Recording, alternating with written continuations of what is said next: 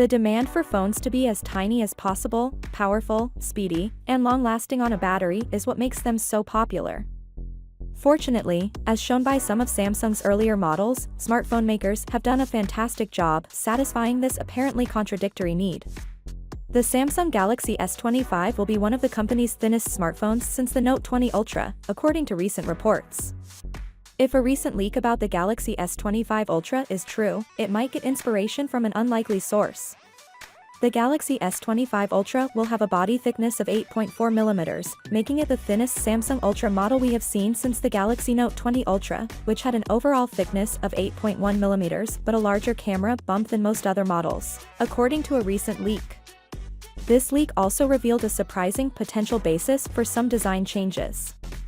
Oddly, Ice Universe also confirmed a prior leak that said the Galaxy S25 Ultra will be shaped more rounded than other phones, saying it would resemble the 2016 Galaxy Note 7. Nevertheless, Samsung seems to have gone beyond that design decision, since there has been no hint of a curved screen coming back. It is understandable that some of our younger viewers would not remember the Galaxy Note 7, given Samsung's efforts over the years to disassociate itself from the gadget. Although the phone had a serious issue, it also featured some great features, such as improved pen compatibility and superb cameras for the time. Thankfully, it doesn't seem that Samsung is using that particular design in their next Ultra model. In 2016, Samsung formally recalled the phone because of a serious design defect in the batteries that led to overheating and sometimes explosions. The improved 50-megapixel output is a significant improvement, albeit preserving the criticized decreased telephoto lens from the Galaxy S24 Ultra.